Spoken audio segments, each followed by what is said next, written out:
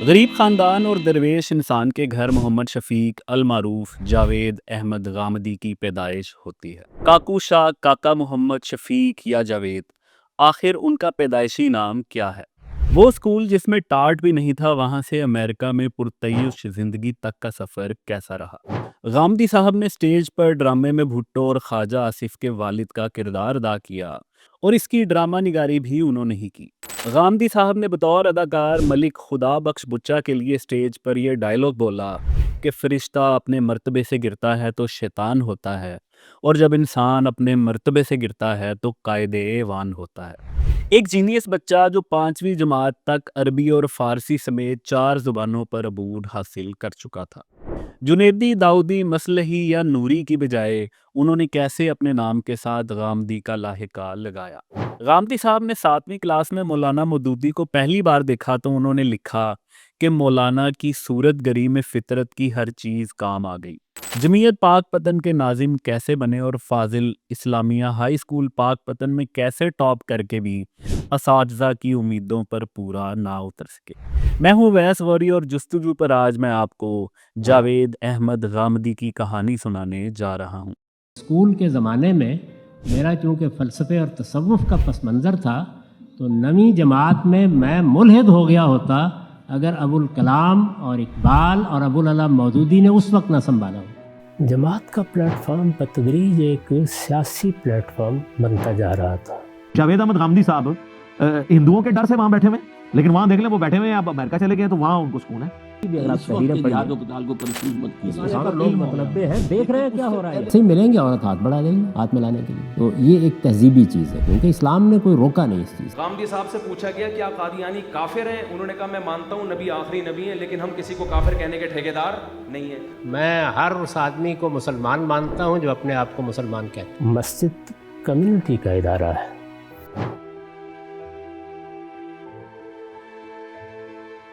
ضلع سیالکوٹ کے داؤد نامی قصبے کے ایک لوئر مڈل کلاس خاندان کے سربراہ محمد طفیل صاحب پیری مریدی اور تصوف کی دنیا میں غرق رہا کرتے تھے۔ ممتاز صوفی بزرگ حضرت جنید بغدادی کی نسبت سے انہوں نے اپنے نام کے ساتھ جنیدی کا لاحقہ جوڑ رکھا تھا، یعنی وہ اپنے آپ کو محمد طفیل جنیدی کہلایا کرتے تھے۔ ان کی زندگی پیری مریدی کے نام وقف تھی۔ یہ خاندان کھیتی باڑی سے گزر بسر کرتا تھا۔ محمد طفیل صاحب کو کبھی کبھی زمینداری کا جنون چڑھتا تھا، مگر اوائل جوانی میں ہی وہ ایک بابا جی کی مریدی میں آ گئے، اور پھر ان کی ساری زندگی اس تعلق اور اپنے مذہبی نظریات کے لیے وقف ہو گئی۔ وہ مزاروں اور روحانی شخصیات سے خاص عقیدت رکھتے تھے، مگر اپنے پیر صاحب کی وجہ سے پاک پتن میں درگاہ بابا فرید الدین گن شکر سے ان کی عقیدت اس قدر بڑھ گئی کہ وہ اپنا گھر بار چھوڑ کر اکثر پاک پتن ہی آ جایا کرتے تھے۔ پاک پتن میں کیونکہ ان کے پاس زرعی زمین نہیں تھی، اس لیے یہاں پر وہ گاہے گاہے حکمت بھی کرتے، اور اسی طرح ان کے گھر کا نظام چلتا تھا۔ یہ معلوم نہیں ہو سکا، مگر قرین قیاس یہی ہے کہ ان کے پیر صاحب جن کی خانقاہ کوٹلی مغلہ میں تھی، انہوں نے ہی محمد طفیل صاحب کی ڈیوٹی شاید پاک پتن میں لگائی تھی۔ یہاں پر کبھی کوئی نوکری مل جاتی تو حالات قدرے بہتر ہو جاتے، اور مزے کی بات یہ ہے کہ ان حالات میں بھی محمد طفیل صاحب جو بھی کماتے، اس کا بڑا حصہ اپنے پیر صاحب کی نظر کر دیا کرتے تھے۔ ان کی زندگی کا معمول یہ تھا کہ وہ صبح سویرے گھر سے نکل جاتے اور شام کو واپس لوٹتے۔ گھر میں اکثر پیر بھائی آیا کرتے تھے۔ محمد طفیل جنیدی ان کے ساتھ روحانی معاملات پر گپ شپ لگاتے، اسلامی تاریخ ڈسکس ہوتی۔ روزگار کے سلسلے میں پاک پتن کے نواحی دیہات میں اس خاندان کی روٹیشن چلتی رہتی تھی، اور ان دنوں محمد طفیل بغدادی پاک پتن کے نواحی گاؤں میں کسی کی زمینوں کی دیکھ بھال اور ساتھ ساتھ حکمت کیا کرتے تھے۔ جب ان کے گھر 18 اپریل 1951 یعنی 1951 کو 2 بیٹیوں کے بعد ایک بیٹے کی پیدائش ہوئی تو گھر میں جشن کا سما ہو گیا۔ اس بچے کو ساری دنیا نے علامہ جاوید احمد غامدی کے نام سے جانا، مگر اس وقت ایک اہم ایشو اس بچے کا نام رکھنا تھا۔ والدہ کا خیال تھا کہ بچے کا نام جاوید رکھا جائے۔ محمد طفیل جنیدی صاحب کو پیر صاحب کی طرف سے خاص ہدایت تھی کہ بچے کا نام درویشی ہونا چاہیے۔ اس بچے کے بارے میں پیر صاحب کی یہ پیش گوئی تھی کہ اس کے پاس وقت کے بادشاہ حاضری دیا کریں گے، مگر ان کی طرف سے تجویز کیا گیا نام بہت روحانی اور عجیب تھا۔ پیر صاحب نے اپنے مرید یعنی محمد طفیل جنیدی کو یہ ہدایت کی کہ اس بچے کا نام کاکوشا رکھا جائے۔ بچے کی خالہ جن کی زندگی کا زیادہ وقت اسی گھر میں گزرا تھا، ان کے بیٹے کا نام رفیق تھا تو اسی کی نسبت سے وہ نام شفیق رکھنا چاہتی تھی، جبکہ بڑی خالہ نے نام کاکا محمد تجویز کیا۔ نام کا ایشو کئی دن تک چلتا رہا اور جب کوئی حل نہ نکلا تو یہ فیصلہ ہوا کہ جس نے جو بھی نام تجویز کیا ہے وہ اسی نام سے پکار سکتا ہے، یعنی مستقبل میں یہ ذمہ داری غامدی صاحب کے کندھوں پر تھی کہ وہ اپنے لیے کون سا نام منتخب کرتے ہیں۔ ہم پوری ویڈیو میں انہیں غامدی صاحب ہی پکاریں گے، لیکن اسکول کے زمانے میں کوئی انہیں جاوید کے نام سے نہیں جانتا تھا، بلکہ سب انہیں شفیق کے نام سے پکارا کرتے تھے۔ ان کے ناموں میں کیسے کیسے تبدیلی آتی رہی، یہ ہم آگے کہانی کے تسلسل میں آپ کو بتائیں گے۔ غامدی صاحب کی پیدائش تو پاک پتن کے قریب ہوئی، مگر جب وہ 2.5 سال کے ہوئے تو ان کے والد کو روزگار کے سلسلے میں ایک بار پھر سیال کوٹ میں اپنے گاؤں داؤد جانا پڑا۔ یہ خاندان 2-2.5 برس تک اسی گاؤں میں رہا اور پھر 1957 میں ایک بار پھر محمد طفیل صاحب کی شاید روحانی ڈیوٹی دوبارہ پاک پتن میں لگ گئی اور وہ پاک پتن کی طرف کوچ کر گئے۔ غامدی صاحب کی عمر اس وقت 6 برس تھی۔ انہیں پاک پتن کے MC پرائمری اسکول میں داخل کروا دیا گیا۔ غامدی صاحب ایک ایکسٹرا آرڈنری بچے تھے، ایسے بچے جن کا IQ لیول بہت اچھا ہوتا ہے، جن کو چیزیں بہت الگ اور منفرد نظریے سے دیکھنے کا ایک ودیت ملی ہوتی ہے اللہ کی طرف سے، قدرت کی طرف سے، اور اپنے ماحول میں یہ بچے سٹینڈ آؤٹ کرتے ہیں۔ ابھی ان کی عمر بہت کم تھی، مگر ان کے قریبی لوگوں اور خاص طور پر والدین کو اس بات کا احساس ہو چکا تھا کہ یہ بچہ منفرد ہے۔ اگر یہ مسلمان گھرانہ نہ ہوتا تو اوشو کے والدین کی طرح وہ اس بچے کو بھی کوئی بھگوان کا اوتار سمجھ لیتے، لیکن والدین نے اور ارد گرد کے ماحول نے غامدی صاحب کو بھی بچپن سے ہی بہت پروٹوکول دینا شروع کر دیا۔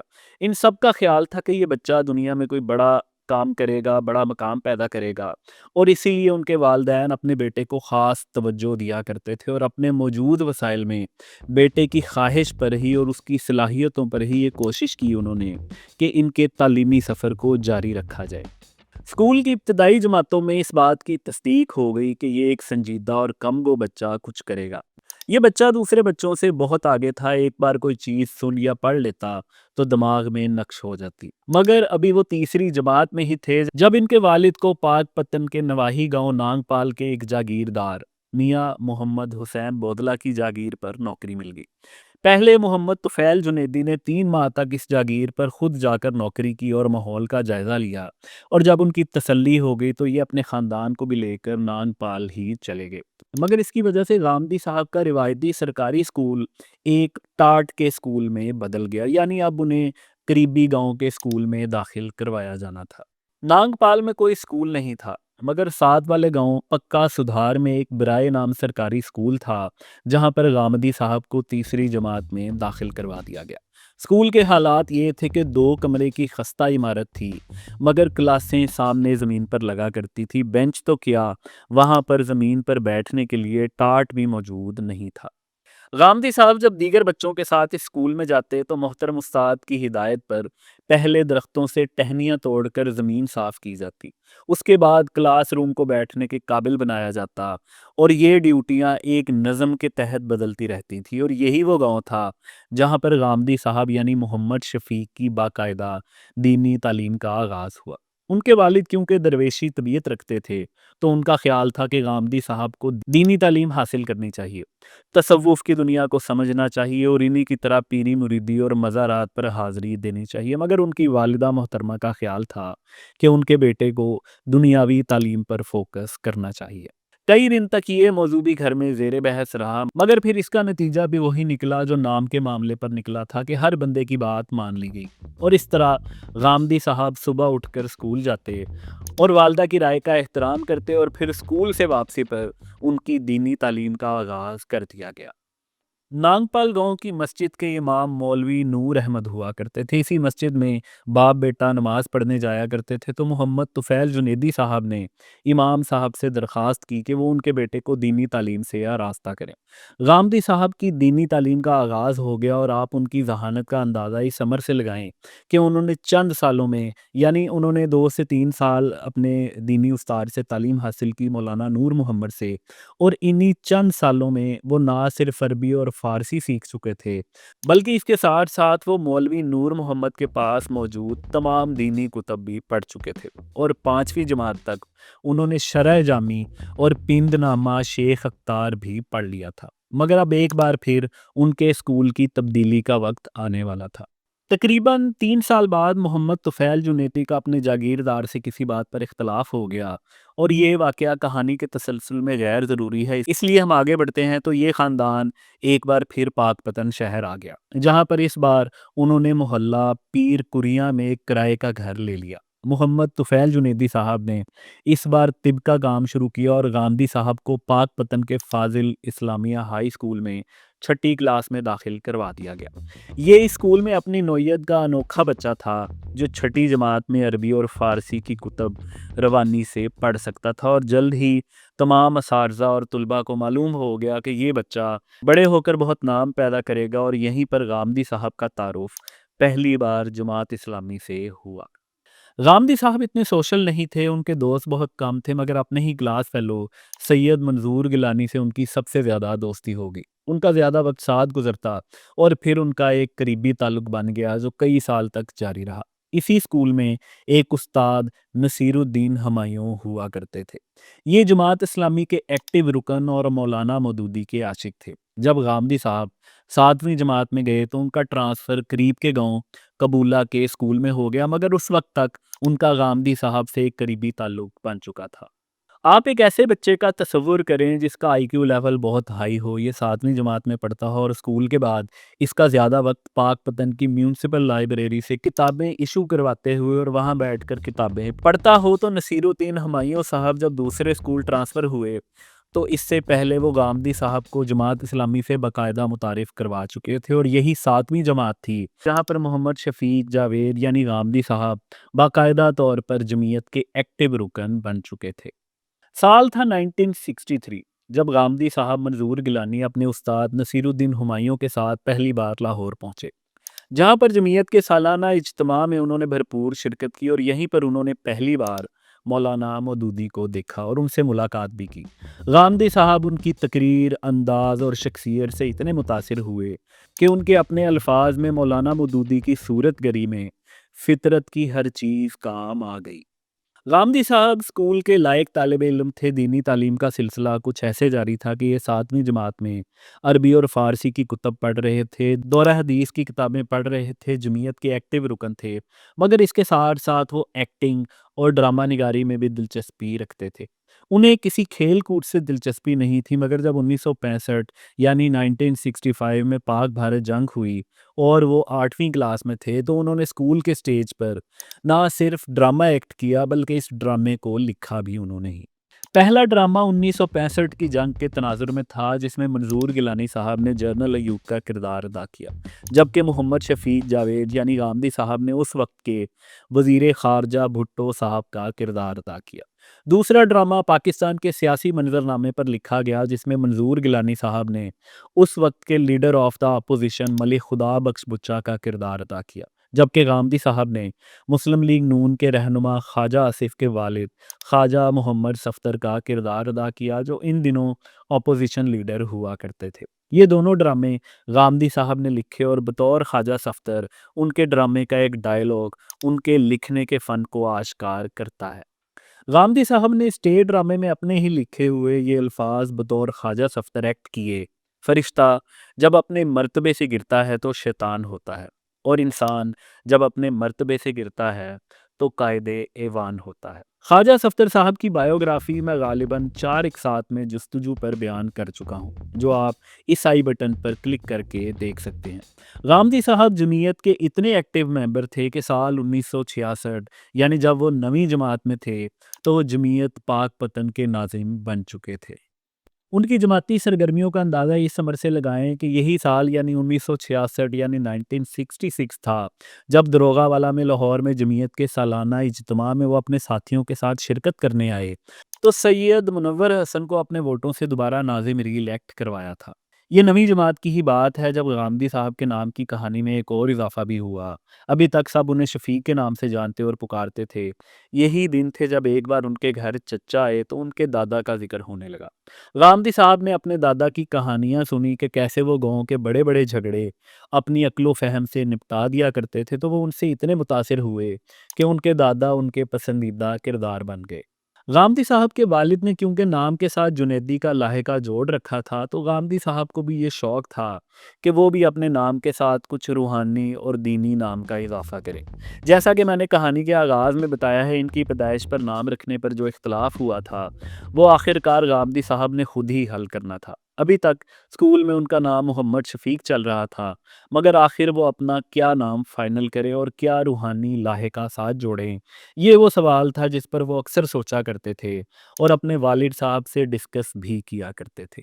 کیونکہ ان کے گاؤں کا نام داؤد تھا تو خاندان کے ایک بزرگ نے نام کے ساتھ داؤدی کا لاحقہ لگایا ہوا تھا۔ غامدی صاحب کو سب شفیق پکارتے تھے۔ یہ ان کے ہوش سنبھالنے سے پہلے چل رہا تھا، تو وہ یہ فیصلہ تو کر چکے تھے کہ وہ جاوید نام سے پکارا جانا زیادہ پسند کریں گے، مگر اس کے ساتھ کیا؟ پہلے تو انہوں نے سوچا کہ جاوید احمد داؤدی رکھ لیا جائے۔ والد صاحب نے بھی اس پر رضامندی ظاہر کر دی، مگر ساتھ ہی انہیں یہ تجویز بھی دی کہ اگر وہ ان کے پیر صاحب کی بیعت کر لیں تو پھر وہ اپنے نام کے ساتھ جنیدی لکھنے کی اجازت حاصل کر سکتے ہیں۔ مگر غامدی صاحب پیری مریدی میں انٹرسٹڈ نہیں تھے۔ وہ چاہتے تھے کہ اپنے دادا کی نسبت کو نام کا حصہ بنائیں، کیونکہ وہ ان کی صلح کروانے کی صفت سے بہت متاثر ہوئے تھے۔ تو انہوں نے سوچا کہ وہ نوری یا مصلحی کا لاحقہ اپنے نام کے ساتھ لگائیں، یعنی جاوید احمد نوری یا پھر جاوید احمد مصلحی۔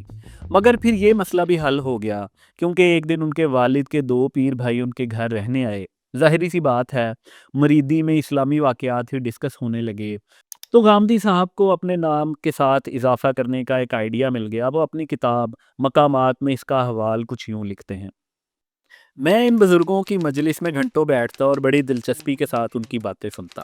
عبداللہ صاحب نے انہی مجلسوں میں کوئی قصہ سناتے ہوئے بیان کیا کہ بنو غامد کے آباء و اجداد نے صدیوں پہلے کسی معاملے پر پردہ ڈالا اور اس طرح اصلاح احوال کی کوشش کی تھی، چنانچہ اسی بنا پر انہیں غامد کا لقب دیا گیا۔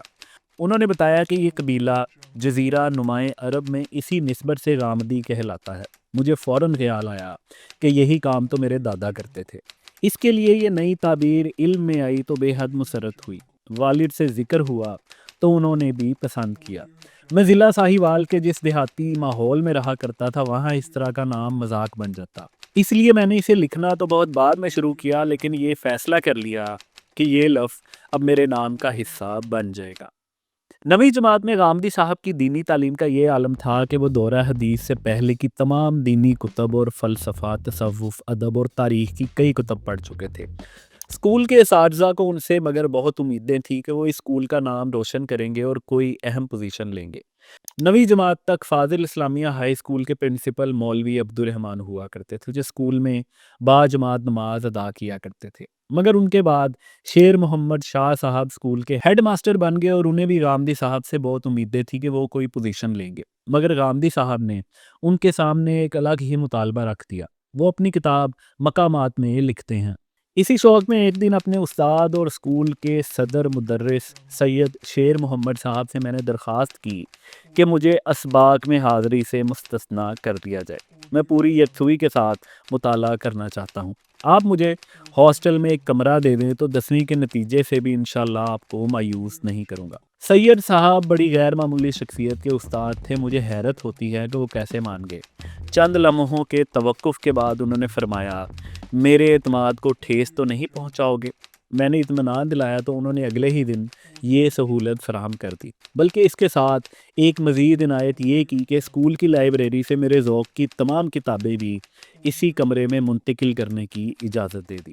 غامدی صاحب نے یہ جو واقعہ بتایا یہ تھوڑا سا مختلف ہے۔ ہماری معلومات کے مطابق اسکول کے نئے پرنسپل کی شدید خواہش تھی کہ لائق طلباء کوئی رزلٹ لائیں۔ اس کے لیے انہوں نے تمام طلباء کو یہ پیشکش کی کہ ہاسٹل کا ایک کمرہ ہر اس طالب علم کے لیے مختص کیا جاتا ہے جو یکسو ہو کر پڑھنا چاہتا ہے۔